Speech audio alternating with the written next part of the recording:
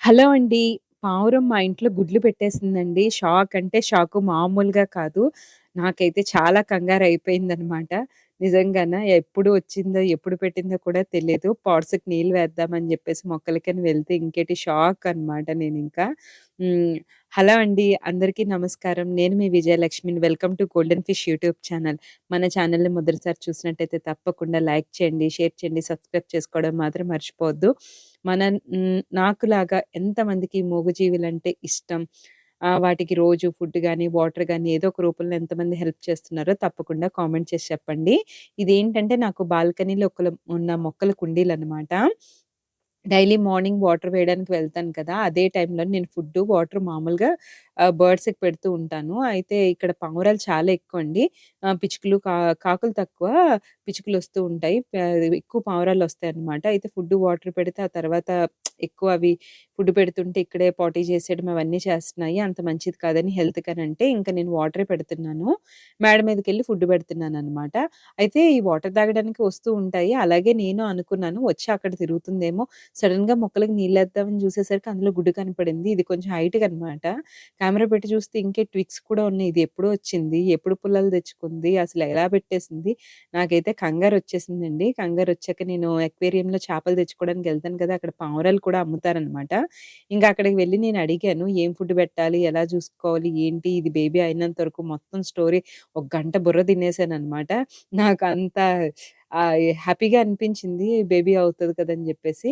తర్వాత ఇంకా మళ్ళీ అది కూర్చుంది. కూర్చున్న తర్వాత సర్లే అది పొదుగుతుందేమో అనుకున్నాను.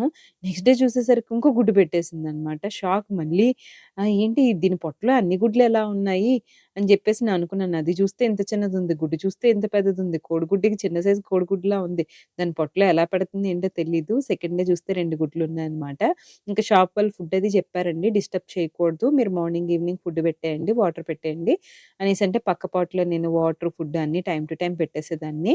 ఫస్ట్ డేనే కొంచెం భయపడింది గానీ, ఆ తర్వాత నేను ఫుడ్ పెట్టినా, మొక్కలకి నీళ్ళు వేసినా ఏమనేది కాదు. చక్కగా కూర్చుండేది.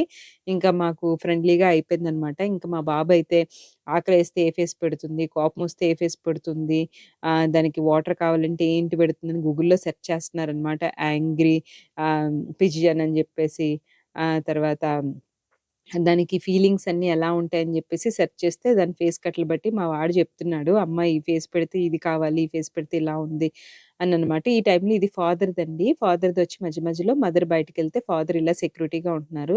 మనలో గాని పెళ్ళిళ్ళు గానండి, పెళ్లి, భార్య, భర్త అంటారు గానీ ఆటిల్లో ఏం అవసరం లేదు. ఎంత అండర్‌స్టాండింగ్‌గా మాటలు లేకపోయినా చాలా కేరింగ్‌గా మటుకు ఆ ఎగ్స్‌ని మటుకు చాలా చూసుకుంటున్నాయి.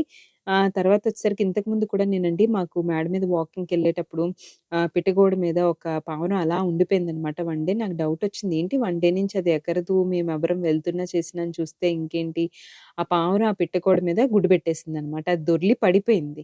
పడిపోయి ఇరిగిపోతే అది 3 డేస్ అలానే ఉండిపోయిందనమాట. నాకప్పుడు అర్థమైంది. చెట్లు లేక పాపం మూగజీవులు ఎంత బాధపడుతున్నాయని నాకనిపించింది. నిజంగా చాలా బాధనిపించింది.